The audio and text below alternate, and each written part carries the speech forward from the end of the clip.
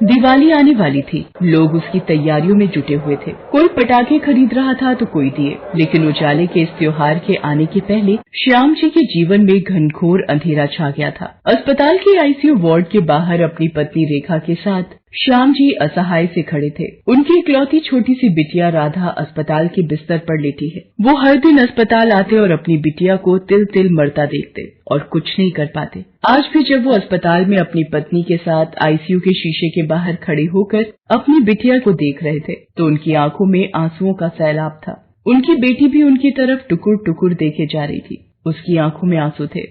इतना असहाय, इतना असहाय मैंने कभी महसूस नहीं किया रेखा। मेरी नन्ही सी जान मौत से लड़ रही है, लेकिन मैं कुछ नहीं कर सकता उसके लिए। कुछ मत कहिए जी, कुछ मत कहिए। भगवान ऐसी तकलीफ किसी को न दे। श्याम जी जमालपुर गांव के पोस्ट ऑफिस में डाकिया हैं। हर दिन अपने झोले में खुशियां और गम लेकर निकल पड़ते हैं अपनी साइकिल से। पूरे गांव में उनकी बहुत ही इज्जत है। जयप्रकाश जी, ओ जयप्रकाश जी। अरे श्याम जी, आप आज क्या लाए हैं अपने झोले में हमारे लिए? श्याम जी अपने हाथ में पकड़े लिफाफे को देखते हुए कहते हैं कि अब रेलवे की ओर से कोई चिट्ठी आई है जयप्रकाश जी। वो ये बातें कर ही रहे थे कि जयप्रकाश जी का बेटा नंदलाल वहाँ आ गया। उसने उन दोनों की बातचीत सुन ली थी। उसने श्याम जी के हाथों से लिफाफा लिया और उसे पढ़ने लगा। पढ़ते पढ़ते उसके चेहरे पर चमक आ गई। बाबूजी, दिल्ली मेट्रो में मेरी नौकरी फाइनल हो गई है। इसी महीने ज्वाइन करना है मुझे।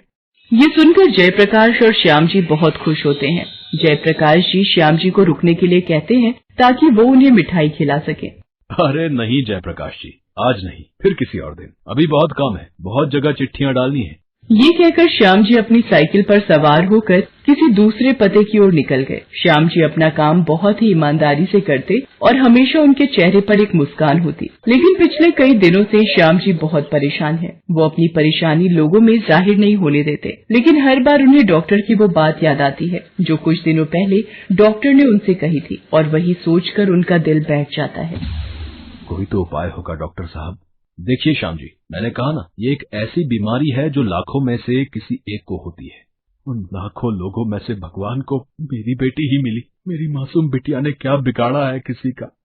आप धीरज रखिए और सच्चाई का सामना करिए। वैसे मैंने कहा ना, ये बीमारी लाइलाज नहीं है। बड़े अस्पताल में ऑपरेशन के बाद ये बीमारी पूरी तरह ठीक हो जाएगी।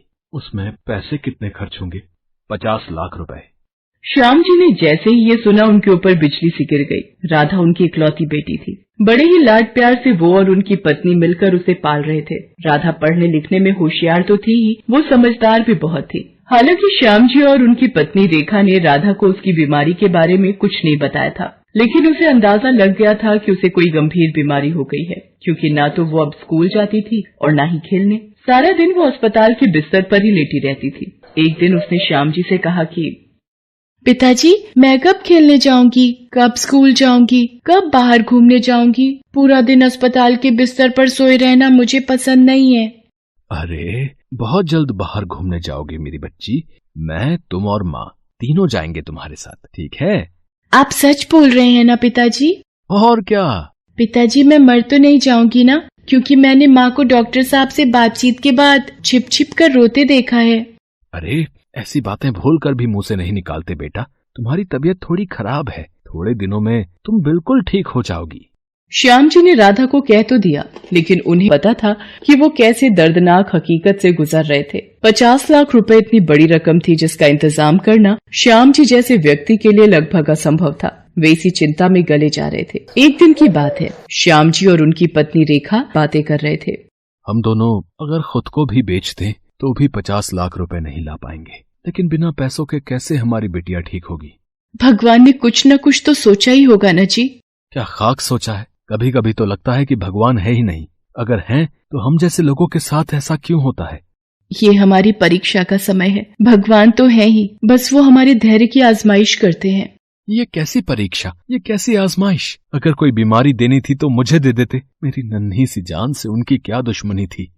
रेखा जानती थी कि उसके पति अभी बहुत परेशान है, इसीलिए वो चुप रही। लेकिन इस बीच श्याम जी की चिंता का असर उनके काम पर दिखना शुरू हो गया। अरे आपको हो क्या गया है श्याम जी? पिछले हफ्ते भी आपने रंजन भैया की चिट्ठी मेरे पते पर डाल दी और आज किशोर जी के मनी ऑर्डर उनके पते पर देने की जगह मुझे दे रहे हैं। श्याम जी ने उस औरत की बात सुनी तो उन्हें बहुत दुख हुआ। इतने सालों से वो चिट्ठी बांट रहे थे लेकिन आज तक उनसे कोई गलती नहीं हुई थी। उन्होंने उस औरत से माफी मांगी और उसे सही पते पर पहुंचाया। जब वो उसे पहुंचाकर वहां से अपनी साइकिल पर आ रहे थे तो उन्हें रास्ते में एक लॉटरी के टिकट बेचने वाले की दुकान दिखी। दुकानदार ने एक बहुत बड़ा सा बैनर अपनी दुकान के बाहर लगा रखा था और जोर जोर से चिल्ला भी रहा था, लॉटरी का टिकट ले लो, लॉटरी का टिकट ले लो। इस दिवाली लक्ष्मी माता खुद आपके द्वार पर आने को हैं तैयार, तो देर क्यों कर रहे हो मेरे यार।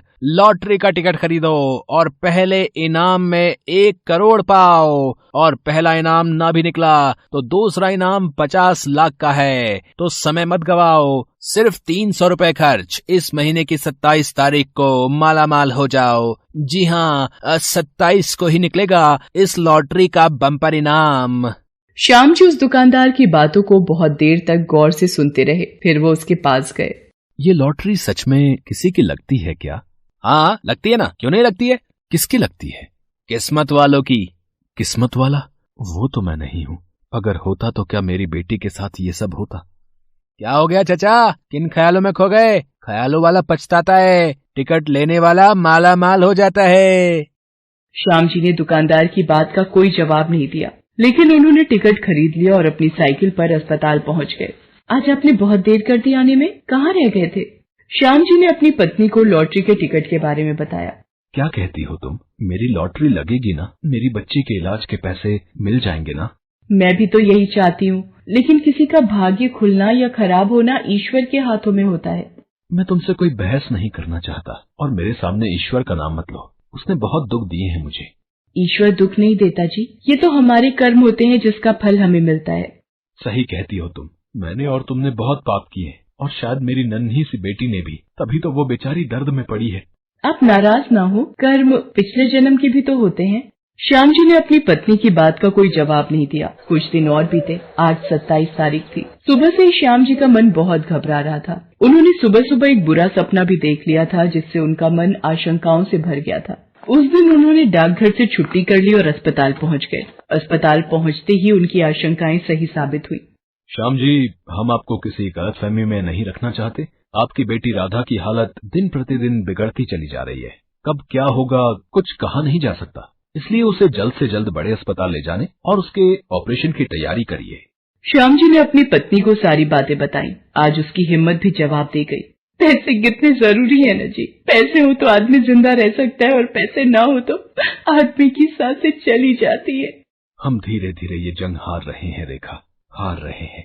वे दोनों बात कर रहे थे कि तभी अस्पताल में जो टीवी लगी हुई थी उसके स्क्रीन पर एक एंकर आता है। दिवाली की लॉटरी के बम्पर इनाम की आज घोषणा हो गई है। अगर आपने टिकट लिया है तो टीवी स्क्रीन पर आ रहे इन नंबरों से अपने टिकट का नंबर मैच कर लें। 1 करोड़ के इनाम के लिए नंबर है 74219999 और 50 लाख के इनाम के लिए नंबर है 45704459। श्याम और रेखा की नजर अब तक टीवी स्क्रीन पर नहीं गई थी, लेकिन अचानक श्याम जी की नजर टीवी स्क्रीन पर गई। स्क्रीन पर आ रहे नंबर को देखकर रेखा, रेखा, ये तो मेरी लॉटरी का नंबर है। मुझे 1 करोड़ का इनाम मिला है। 1 करोड़ का इनाम मिला है। आपको कैसे पता कि वो आपका नंबर है? आपके पास तो टिकट भी नहीं है। मुझे टिकट का नंबर याद है रेखा, याद है। ये देखो, ये रहा टिकट और ये रहा मेरा नंबर 74219999। श्याम जी की लॉटरी निकल गई थी। उनके जीवन की सबसे बड़ी टेंशन दूर हो गई थी। लॉटरी के पैसे से उन्होंने अपनी बेटी राधा का इलाज करवाया। वो बिल्कुल ठीक हो गई। उन्होंने बाकी बचे 50 लाख रुपए अस्पताल में ही दान कर दिए ताकि कल को किसी और राधा की जान बचाई जा सके। कल तक जिस घर को अंधेरा निकलने वाला था वहाँ आज तेज प्रकाश था। दोस्तों, उम्मीद का दामन कभी न छोड़ें। ईश्वर कैसे आपकी मदद करेगा ये कोई नहीं जानता। हैप्पी दिवाली सभी को। Thanks for watching.